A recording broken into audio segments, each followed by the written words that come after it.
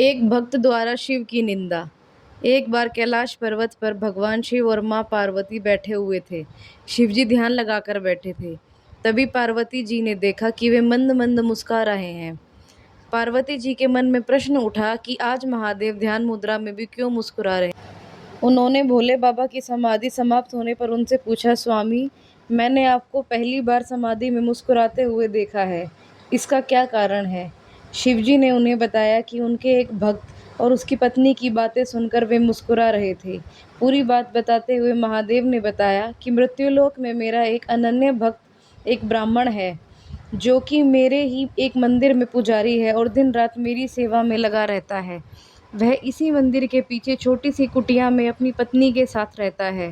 इसकी पत्नी चाहती है कि उसके पास उसका खुद का घर हो, धन दौलत हो, जिससे वह सुख से अपना जीवन बिता सके। परंतु पुजारी केवल मंदिर के चढ़ावे पर निर्भर है और मंदिर में आने वाली दान दक्षिणा से बड़ी मुश्किल से घर घर का खर्च ही निकाल पाता है।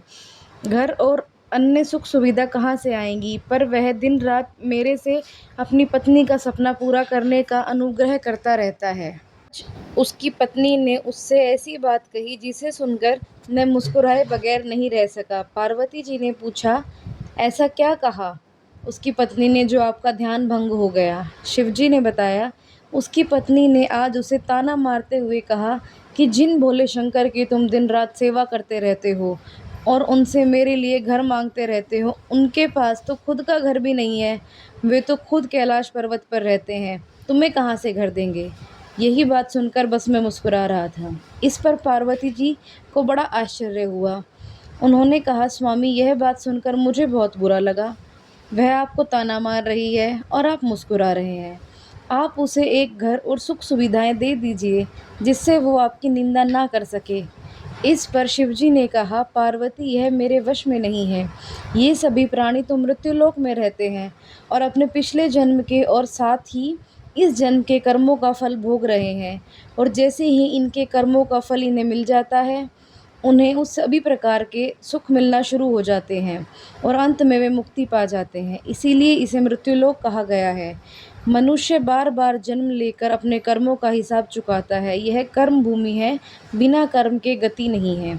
आगे शिवजी ने कहा, यह ब्राह्मण पिछले जन्म में एक साहूकार था, जो कि लोगों की जमीन, उनके जेवर, पशु आदि गिरवी रखकर उन्हें पैसे देता था और उनकी जमीन हड़प लेता था, और जो दूसरों के जेवर और ब्याज में पैसा मिलता था, उसका उपयोग यह उसकी पत्नी किया करती थी। इसी कारण आज इस जन्म में इसे घर नहीं मिल सकता और इसकी पत्नी, जिसने उन वस्तुओं का उपयोग किया, वह भी इसका साथ कर्मफल भोग रही है। इस जन्म में यह मेरी सेवा कर रहा है, जिससे इसके कर्मों के फल में जो कष्ट मिलने थे वे मेरी भक्ति के कारण इसे नहीं मिल रहे हैं। इसका जीवन शांति से कट रहा है, पर जब तक इसके कर्मों का हिसाब पूरा नहीं हो जाता, इसे घर और अन्य सुख सुविधाएं नहीं मिल सकती। यही विधि का विधान है। पार्वती जी ने कहा, यह तो ठीक है, पर उसकी पत्नी जो आपकी निंदा कर रही है, उसका क्या? तब शिवजी ने कहा, संसार में जैसे जैसे कलयुग का समय निकट आता जाता है, मनुष्य भगवान की भक्ति करने के स्थान पर उनकी निंदा करने लगेगा। यह सृष्टि के आरंभ में ही लिखा जा चुका है। जो व्यक्ति इस कठिन समय में मेरी सेवा करता रहेगा, उसको इस मृत्युलोक से मुक्ति मिल जाएगी। बोलो हर हर महादेव।